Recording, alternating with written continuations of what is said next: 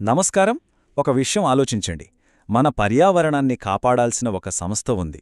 దానికి ఎవరూ కంప్లైంట్ ఇవ్వకపోయినా సరే తనే రంగంలోకి దిగి యాక్షన్ తీసుకునే పవరుంటుందా? ఉండాలా? ఈరోజు మనం చూడబోయేది సరిగ్గా ఇదే కేள்వికి సమాధానం చెప్తూ ఇండియా పర్యావరణ చట్టాలనే మార్చేసిన ఒక సుప్రీంకోర్టు తీర్పు కథ.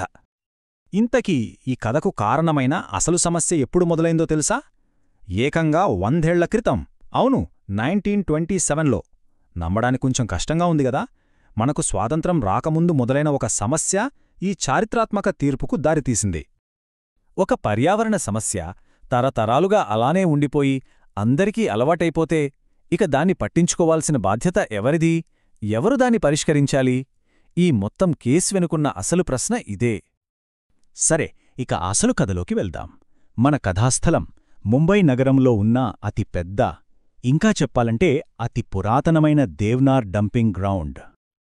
ఈ దేవనార్ డంపింగ్ యార్డ్ అంటే అదేదో మామూలు చెత్తకుప్ప కాదు. అది 1927 నుండి ఎలాంటి సైంటిఫిక్ పద్ధతులు లేకుండా పేరుకుపోతున్న ఒక పెద్ద విషపు గోపురం. అక్కడ పనిచేసే చెత్త ఏరుకునేవాళ్ల ఆరోగ్యాన్ని అది పూర్తిగా నాశనం చేసేస్తోంది. అంతేకాదు, ఆ చుట్టుపక్కల నివసించే వేలాది మంది జీవితాలను రోగాలమయం చేస్తోంది. ఇక ఈ టైంలోనే మన కథలోకి ఒక హీరో ఎంటర్ అయ్యాడు. పర్యావరణానికి కాపలాదారు అని చెప్పుకునే నేషనల్ గ్రీన్ ట్రిబ్యునల్, షార్ట్గా చెప్పాలంటే ఎన్జీటీ. అసలు ఈ ఎన్జీటీ ఏంటి?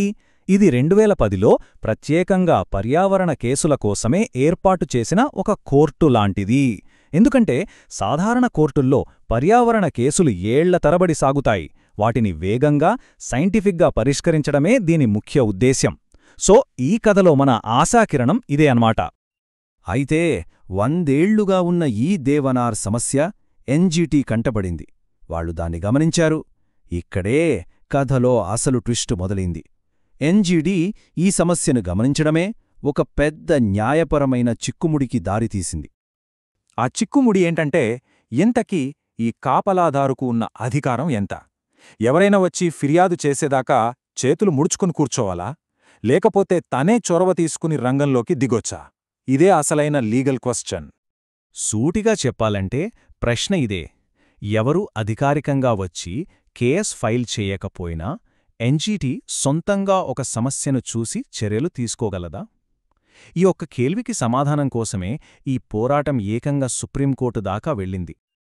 ఈ మొత్తం చర్చలో ఒక ముఖ్యమైన లీగల్ పదం ఉంది, సూ మోటో.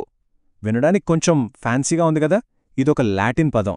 దాని అర్థం చాలా సింపుల్, సొంతంగా చర్య తీసుకోవడం. అంటే ఎవరైనా వచ్చి చెప్తే స్పందించడం కాదు, ఒక తప్పుని చూసిన వెంటనే తనే చొరవ తీసుకుని రంగంలోకి దిగడం. కోర్టులో 2 వాదనలు బలంగా వినిపించాయి. ఒకవైపు ఏమన్నారంటే, ఎన్జీటీ అధికారాలు చాలా పరిమితం, అది ఒక రిఫరీ లాంటిది, ఎవరైనా కేసు పెడితేనే అది జోక్యం చేసుకోవాలి అని. కాని మరోవైపు ఒక బలమైన వాదన వినిపించింది. అది కాదు, ఎన్జీటీ ఒక కాపలాదారు, ప్రమాదాన్ని పసిగట్టిన వెంటనే అది రంగంలోకి దూకాలి, లేకపోతే దాన్ని పెట్టి ప్రయోజనమేంటి అని. ఇక ఈ న్యాయ పోరాటం క్లైమాక్స్కు వచ్చేసింది. దేశ అత్యున్నత న్యాయస్థానం సుప్రీంకోర్టు 2021లో ఈ వివాదంపై తన చారిత్రాత్మక తీర్పుని ఇచ్చింది. సుప్రీంకోర్టు ఒక్క వాక్యంలో మొత్తం తేల్చేసింది. పర్యావరణ సమస్యలను పరిగణనలోకి తీసుకోవడానికి ఎన్జీటీకి పూర్తి సూమోటో అధికారాలు ఉన్నాయి. అంతే. ఆ ఒక్క వాక్యంతో కాపలాదారుడి చేతికి కత్తినిచ్చినట్టయింది. దేశ పర్యావరణ న్యాయవ్యవస్థ స్వరూపాన్నే మార్చేసింది. సో ఈ తీర్పు తర్వాత ఎన్జీటీకి పూర్తి స్వేచ్ఛ వచ్చింది. అంటే ఇప్పుడు పేపర్లో ఒక న్యూస్ ఆర్టికల్ చూసినా లేదా ఒక సామాన్యుడు రాసిన ఉత్తరం చదివినా సరే ఎన్జీటీ వెంటనే రంగంలోకి దిగి చర్యలు మొదలుపెట్టొచ్చు. అయితే ఈ తీర్పు ప్రాముఖ్యత ఏంటి?